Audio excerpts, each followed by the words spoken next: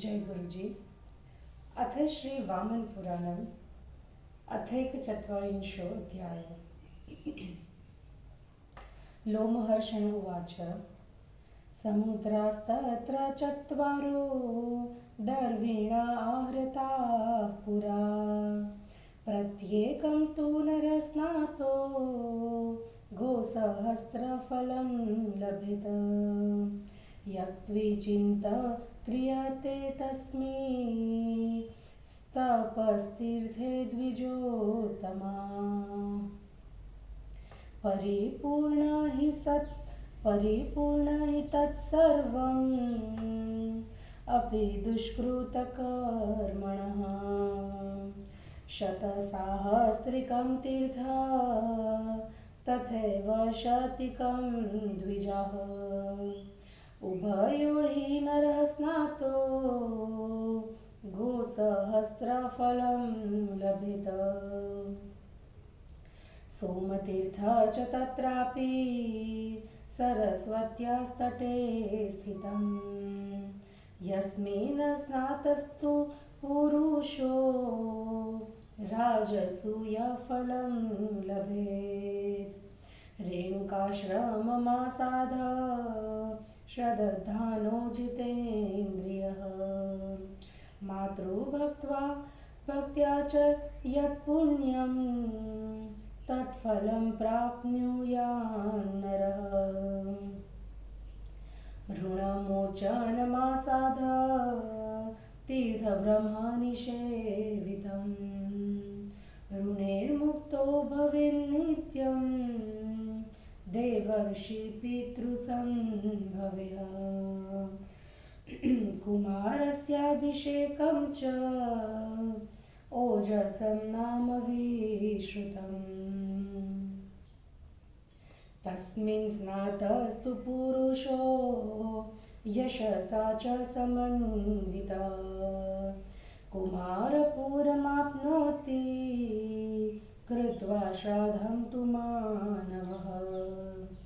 चैत्रषष्ठ्यां सिते पक्षे यस्तु श्राद्धं करिष्यति। गया श्राद्धे च यत्पुण्यं तत्पुण्यं प्राप्नुयात् नरः। सनिहत्यां यथा श्राद्धं राहुग्रस्ते दिवाकरे, तथा श्राद्धं तत्र कृतं नात्र कार्या विचारणा। ओजसेह क्षयं श्राद्धं वायुना कथितं पुरा। तस्मात् सर्वप्रयत्नेन श्राद्धं तत्र समाचरेत्। यस्तु स्नानं श्रद्धांश्च पश्चां करिष्यति, अक्षय्यमुदकं तस्य पितॄणामुपजायते। तत्र पञ्चवटं नाम तीर्थत्रैलोक्यविश्रुतं। महादेवः स्थितो यत्र योगमूर्तिधरः स्वयं।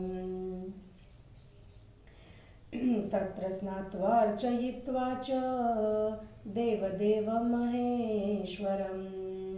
गाणपत्यमवाप्नोति देवते सह मोदते। कुरुतीर्थ च विख्यातं कुरुणा यत्र वेतपः।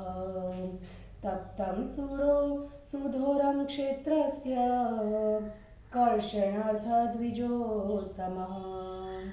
तस्य घोरेण तपसा तुष्ट इन्द्रोऽब्रवीद्वचः। राजर्षे परितुष्टोऽस्मि तपसानेन सुव्रत। यज्ञं ये च कुरुक्षेत्रे करिष्यन्ति शतक्रतुः। ते गमिष्यन्ति सुकृता लोकान् पापविवर्जितान्। अवहस्य तथा शक्रो जगाम त्रिदिवं प्रभु। आगम्यागम्य चैवेनं भूयो भूयो वहस्य च शतक्रतुरनिर्विणः पृष्ठा जगामः यदा तु तापसोग्रेण चकर्ष देहमात्मनः ततः शक्रो ब्रवीत् प्रीत्या द्रुहीयते चिकीर्षितम् कुरुर्वाच येष दधानास्तीर्थेऽस्मिन् मानवा निवसन्तिह ते प्राप्नुवन्तु सदनं ब्राह्मणं परमात्मनः अन्यत्र कृतपापाये पञ्चपातकदूषितः अस्मिंस्तीर्थ नरः स्नात्वा मुक्ता यान्तु परां गतिम् कुरुक्षेत्रे पुण्यतं कुरुतीर्थद्विजोत्तमः तं दृष्ट्वा पापमुक्तस्तु परं पदमवाप्नुयात् कुरुतीर्थे नरः स्नातो मुक्तो भवति किल्बिषः कुरुणासमनुज्ञातः प्राप्नोति परमं पदम् स्वर्गद्वारं ततो गच्छे चिद्वद्वारे व्यवस्थितम् तत्र स्नात्वा शिवद्वारे प्राप्नोति परमं पदम् ततो गच्छेद नरकं तीर्थत्रैलोक्यविश्रुतम् यत्र पूर्वे स्थितो ब्रह्मा दक्षिणे तु महेश्वरः रुद्रपत्नी पश्चिमतः पद्मनाभोत्तरे स्थितः मध्ये अनारकं तीर्थ त्रैलोक्यस्यापि दुर्लभम् यस्मिन् स्नातस्तु मुच्येत पातकैरूपपातकैः वैशाखे च यदा षष्ठी मङ्गलस्य दिनं भवेत् तदा स्नानं तत्र कृत्वा मुक्तो भवति पातकैः यः प्रयच्छेत करङ्कां शत्रुरो भक्ष्य संयुतान् कलशं च तथा दद्धात् पूपे परिशोभितम् देवता प्रीणयेत् पूर्वं करकैरन्नसंयुतः ततस्तु कलशं दद्धात् सर्वपातकनाशनम् अनेनैव विधानेन यस्तु स्नानं समाचरेत् सम्मुक्तः कलुषे सर्वे प्रयाति परमं पदम् अन्यत्रापि यदा षष्ठी मङ्गलेन भविष्यति तत्रापि मुक्तिफलदा क्रिया तस्मिन् भविष्यति तीर्थे च सर्वतीर्थानां यस्मिन् स्नातो द्विजोत्तमः सर्वदेवैरनुज्ञातः परं पदमवाप्नुयात् काम्यकं च वनं पुण्यं सर्वपातकनाशनम् यस्मिन् प्रविष्टमात्रस्तु मुक्तो भवति किल्बिषः यमाश्रित्य वनं पुण्यं सविता प्रकटः स्थितः पूषा नाम द्विजश्रेष्ठा दर्शनान् मुक्तिमाप्नुयात् आदित्यस्य दिने प्राप्ते तस्मिन् स्नातस्तु मानवः विशुद्धा देहो भवति मनसा चिंतितं लभेत। हिंदी अनुवाद। कुरुक्षेत्र के तीर्थों शतसाहस्रिक, शतिक, रेणुका, ऋणमोचन, ओजस, सन्निहति, प्राची सरस्वती, पंचवट, कुरुतीर्थ, अनर अनरक तीर्थ, काम्य कवन आदि का वर्णन। लोमहर्षण ने कहा, प्राचीन काल की बात है, महर्षि दर्वी वहां 4 समुद्रों को ले आए थे। उनमें से प्रत्येक समुद्र में स्नान करने से मनुष्य को 1000 गोदान करने का फल प्राप्त होता है। द्विजोत्तमों, उस तीर्थ में जो तपस्या की जाती है वह पापी द्वारा की गई होने पर भी सिद्ध हो जाती है। द्विजो, वहाँ शत सहस्त्रिक एवं शतिक नाम के 2 तीर्थ हैं। उन दोनों ही तीर्थों में स्नान करने वाला मनुष्य 1000 गौदान करने का फल प्राप्त करता है। वही सरस्वती के तट पर सोम तीर्थ भी स्थित है, जिसमें स्नान करने से पुरुष राजसूयज्ञ का फल प्राप्त करता है। माता की सेवा करने से जो पुण्य प्राप्त होता है, उस पुण्य फल को इंद्रियों पर विजय प्राप्त करने वाला श्रद्धालु मनुष्य रेणुका तीर्थ में जाकर प्राप्त कर लेता है और ब्रह्मा द्वारा सेवित ऋण मोचन नाम के तीर्थ में जाकर देव ऋण, ऋषि ऋण और पितृ ऋण से छूट जाता है। कुमार का अभिषेक स्थल ओजस नाम से विख्यात है। उस तीर्थ में स्नान करने से मनुष्य कीर्ति प्राप्त करता है और वहाँ श्राद्ध करने से उसे कार्तिकेय के लोक की प्राप्ति होती है। चैत्र मास की शुक्ला षष्ठी तिथि में जो मनुष्य वहाँ श्राद्ध करेगा, वह गया में श्राद्ध करने से जो पुण्य प्राप्त होता है, उस पुण्य को प्राप्त करता है। राहु द्वारा सूर्य के ग्रस्त हो जाने पर, सूर्य ग्रहण लगने पर सन्निहति तीर्थ में किए गए श्राद्ध के समान वहाँ का श्राद्ध पुण्यप्रद होता है। इसमें अन्यथा विचार नहीं करना चाहिए।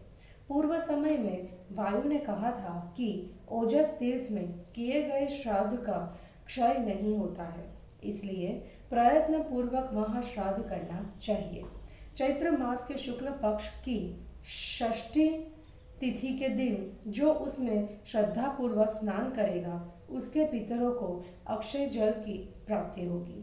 तीनों लोकों में विख्यात एक पंचवट नाम का तीर्थ है, जहाँ स्वयं भगवान महादेव योग साधना करने की मुद्रा में विराजमान है। उस पंचवट स्थान पर स्नान करके देवाधिदेव महादेव की पूजा करने वाला मनुष्य गणपति का पद और देवताओं के साथ आनंद प्राप्त करता हुआ प्रसन्न रहता है। श्रेष्ठ द्विजो, कुरु तीर्थ विख्यात तीर्थ है, जिसमें कुरु ने कीर्ति की प्राप्ति के लिए धर्म की खेती करने के लिए तपस्या की थी। उनकी घोर तपस्या से प्रसन्न होकर इंद्र ने कहा, सुंदर व्रतों के करने वाले राजर्षि, तुम्हारी इस तपस्या से मैं संतुष्ट हूँ। सुनो, इस कुरुक्षेत्र में जो लोग इंद्र का यज्ञ करेंगे, वे लोग पाप रहित हो जाएंगे और पवित्र लोकों को प्राप्त होंगे। इतना कहकर इंद्रदेव मुस्कुराकर स्वर्ग चले गए। बिना खिन्न हुए इंद्र बारंबार आए और उपहास पूर्वक उनसे पूछ कर चले गए। कुरु ने जब उग्र तपस्या द्वारा अपनी देह का कर्षण किया तो इंद्र ने प्रेम पूर्वक उनसे कहा, कुरु, तुम्हें जो कुछ करने की इच्छा हो उसे कहो। कुरु ने कहा, इंद्रदेव, जो श्रद्धालु मानव इस तीर्थ में निवास करते हैं, वे परमात्मा रूप पर ब्रह्म के लोक को प्राप्त करते हैं। इस स्थान से अन्यत्र पाप करने वालों एवं पश्चातापों से दूषित मनुष्य भी इस तीर्थ में स्नान करने से मुक्त होकर परम गति को प्राप्त करता है।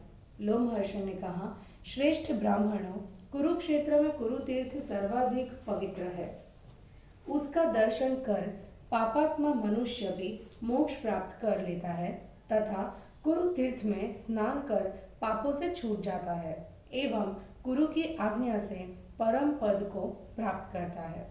फिर शिव द्वार में स्थित स्वर्ग द्वार को जाए, क्योंकि वहां स्नान करने से मनुष्य परम पद को प्राप्त करता है।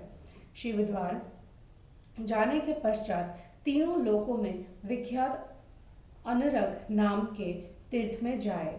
उस अनरग के पूर्व में ब्रह्मा, दक्षिण में महेश्वर, पश्चिम में रुद्र पत्नी एवं उत्तर में पद्मनाभ और इन सब के मध्य में अनरग नाम का तीर्थ स्थित है।